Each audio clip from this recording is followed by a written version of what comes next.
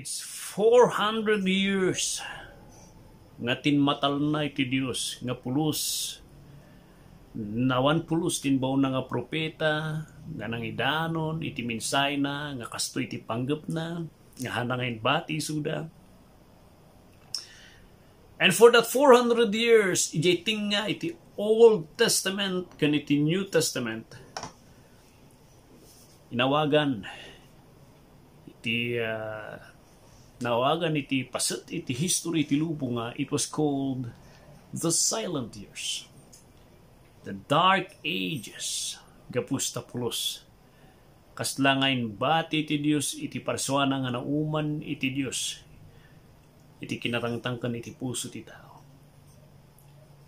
Ngam thinking ako na tayong inbati ti Dios iti lubong dakkel gay makamali gapusta dito'y 400 nga taon nga raytoy nga pulos tinmal na iti Dios dito'y gaya mapanawan nga isagsagananan nga tumpalan na iti panaka plano na panaka-execute iti plano na iti nabaya nga panawan before eternity passed nga isu tinagboluntaryoan ni Kristo Jesus nga ada iti perpekto nga sakripisyo nga mangbaklay ti basol ti tao nga mangsubput ti tao.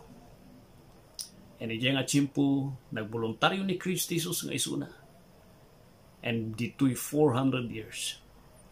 Diyan ko na ti tao nga naumal iti Diyos.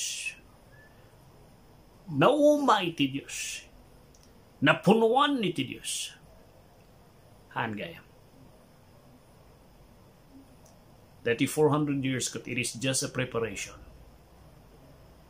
Iti maururay nga panakatumpal iti panakaisalakan iti tao baban ti panakayanak iti misaya tinapili ken nadutukan nga mangisalakan ngawan sa bali nuhan nga ni Kristo Jesus nga nagboluntaryo nga sakripisyo para kada tayo. Dahito iti mensahe ti Galatians chapter 4. But when the fullness of time was come, God sent forth His Son, made of a woman, made under the law. Iti tiyempo nga nalum, iti panawan, kan ti tiyempo nga matumpal, kan masapul, marami dan ti panakaisalakan. Naibaon, tinumpal iti Diyos. Nga naibaon ka na anak iti magisalakan babaan iti maysa nga babae nga nangyanak kanya nga ni Maria. Di ko na tayong awanan iti Diyos binabayan na ti lubong dito yung gayang mapanawan iti napasamak gayang insagana lang ni Apo Diyos iti gobyerno ni Alexander the Great nga babaan iti lintag nga mabangon kan binangon dagiti opisyalis na ijay nga lintag ijay nga execution nga pinilpili dagiti Roman Empires dagiti soldado kan opisyalis iti gobyerno iti Roma matumpal ti panakailansa di mangisalakan dito nga tiyempo nabangon iti lingwahe nga isu tinaisuratan ti Biblia nga isu ti agpaling record kada tayo nga isu ti dengen tayo isu ti basaan tayo isu ti may kaskasaba kada tayo and that is because of that silent years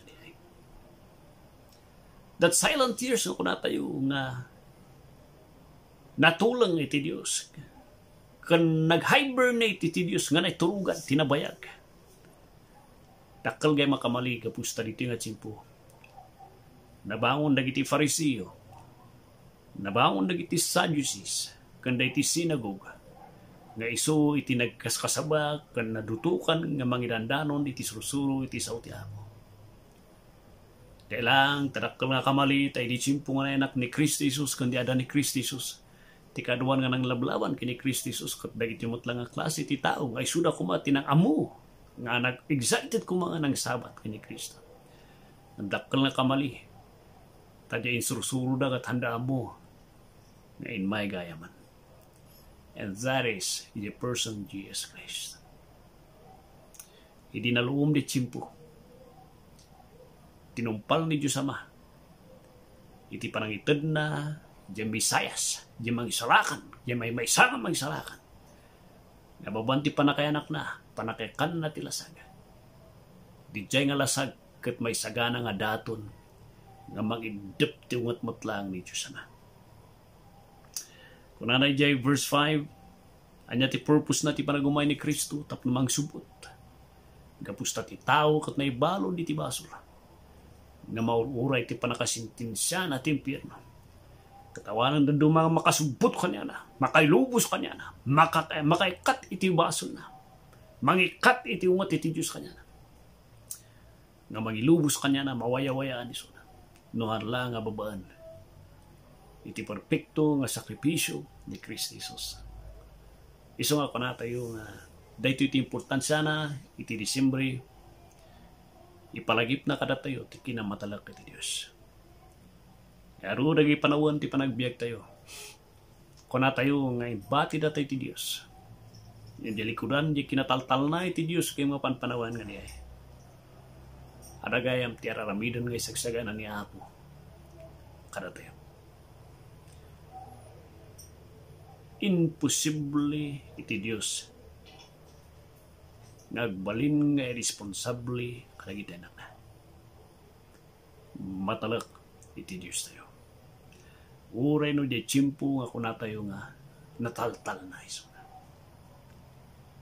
Iti kinataltal na iti lubong iti biglang ada ti pukaw. Pukaw iti kabanbantayan. Nga kuna na di dyan di baptizer. Imulagat yu ti matayo. Kitaan nyo, dahito nga karniro, nga iso tinatutukan, nga mag-ugas, iti basbaso iti tao. And that is the Christ Jesus. Kapsat, iti dahito nga Christmas. Napintas nga okasyon dahito namhan nga may lumang tinunag tayo at kada kayo iti madadag sinalata. Adu dagiti kapanunutan apay kaslain bati da tayo ti Dios ti maysa nga tawen katno pay nga malpas ti nga pandemya. Ora na dagiti personal nga problema nga sangsangon niya. Nga di panagliknayo kat naibati kayo. Tagbalin nga tulang ti Dios no raduma.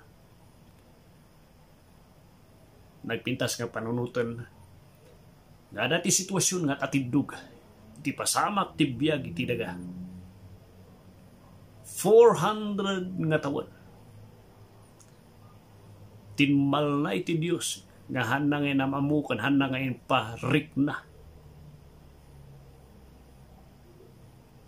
Pabaan iti propeta na, kung dagiti adi pa na kag mensahero na. Iti presensya na diti daga. Ngam di ko na tayo, nga di nataltal na nga sitwasyon na di ay. Iti likudan niya kinataltal na nga 400 years na niya. Adagayam ti sagsaganan ni Apo. Agtatrabaho gayam iso na. Ngay sagsaganan na ti gobyerno, iti amin, babaan, tapno maisagana ti panakayanak ti Kristo Jesus. En kastamot kada tayo. Nga haan da tayo nga ibati iti ama tayo. Kada kayo nga hanpengin mawat ka ni Kristo Jesus. Makitam ka di yung kasta iti Diyos nga panangisagana na iti manong atawan.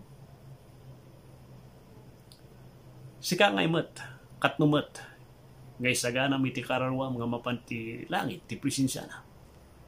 Katnumat nga talkom, di naramid na nga dalang, nga babaan ka ni Kristo Jesus. Ada pa kanina duma nga Misayas nga pagtaltalkan, may salang ti Misaya ti Biblia. Ni Jesu Kristo. May salang tinadutukan nga mangisalakan, hanga relihiyon, nuhan nga ni Kristo Jesus. Di misyon na, di krus ti Kalbaryo. Di pulpus nga na kaniti lasag isuna, tapno di lasag kat iso ti maikaro, ti basol ti tadijay nga sakripisyo. Haan nga di relihiyon, hanga di simbahan nga niya. Hanga na ti mangisalakan ti tao. Sapay kung makadwa, nahan mo pa inawat isuna. Awatan isuna.